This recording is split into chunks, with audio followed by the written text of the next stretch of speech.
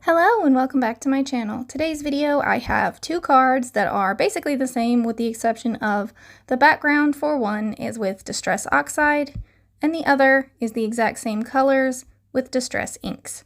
So I have Wilted Violet, Villainous Potion, and Black Soot. Both cards will be inked the exact same. I mean, as close as I can get them anyway. Obviously they're not going to be perfect matches to each other because that's just really hard to do. But I am keeping it darker along the edges and lighter on the inside.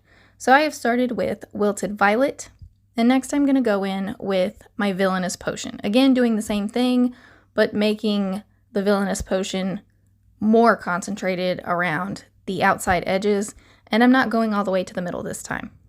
I will repeat this exact process with the black, but this time going into the center even less.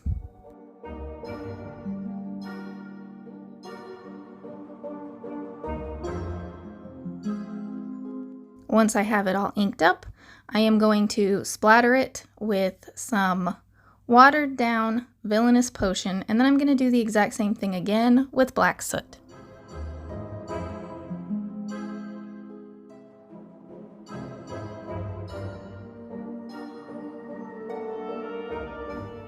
While I wait for that one to dry, I'm going to do the same thing, this time with the Distress Oxides.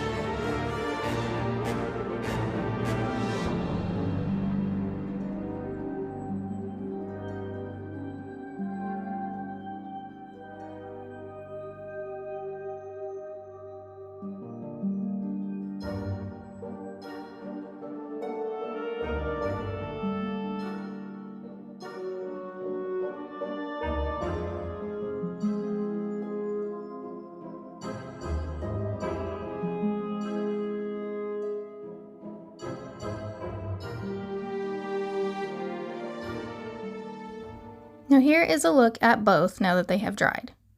So this top one is my Distress Oxides and the bottom is the regular Distress Inks.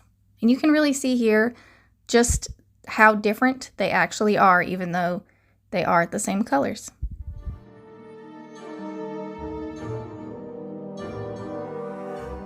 I also decided to show you what they looked like against a black background just because sometimes the color behind something can make it look a little bit different.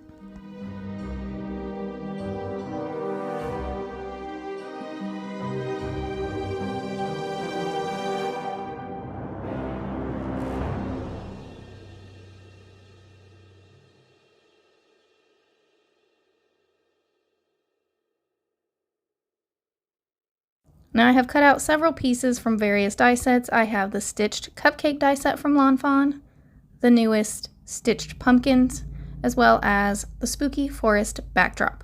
I'm also going to use the sprinkles from the Ice Cream U Scream die set.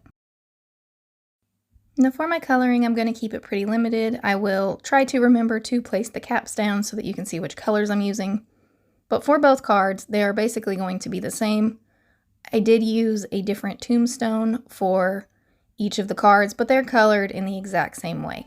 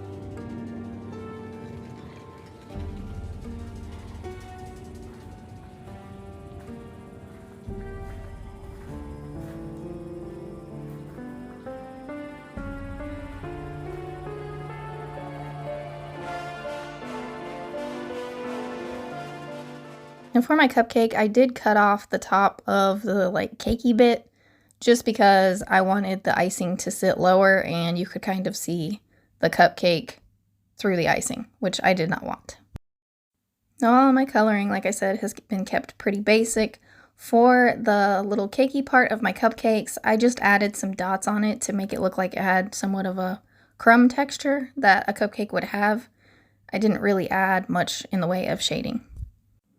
And for my cupcakes, I am making black icing, which if you bake in real life and you have ever tried to make black icing, you know how difficult that is. I will say, if you start out with chocolate icing and then add your black food color, you will get a more black color and not just like a green, gray, purpley, whatever. You know how food coloring is. It's not exactly a true black.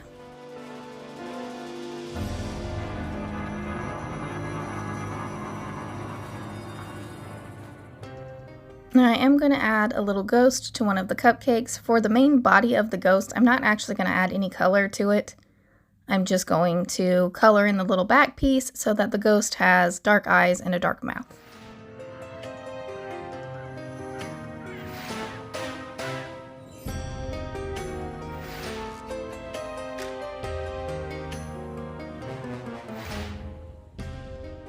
Now I was feeling like my cupcake wrappers were looking a little plain, so I pulled out my Spooky Village stamp set, and I am going to stamp the bats in black soot on the yellow cupcake liner. And then I'm going to take this little jack-o'-lantern from the same set. I am going to stamp the jack-o'-lanterns all over this orange one.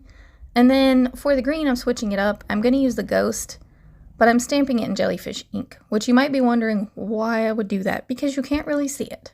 But I'm going to take my white gel pen and I'm just going to trace over the lines. I could have embossed this, but then it would have looked too different to the other two. That's why I just opted to stamp it and then color over it with the white gel pen. Now, for my sprinkles, because I feel like the cupcakes had to have sprinkles, I am going to just cut out some tiny little pieces of paper, and then I'm going to color them in with the corresponding colors to the wrappers. So I have one of my YGs, one of my Ys. I'm going to use one of the YR markers. I think I picked about the mid-tone for each of them. And I've also cut out some just plain white ones, and those will be added to each of the cupcakes. But now it's assembly time. So I'm just going to glue all my little pieces down. For the frosting, I'm just gluing the very edge down because there's not a whole lot of it to adhere to anymore as far as the cupcake base. And then I'm going to tuck my little elements in each cupcake.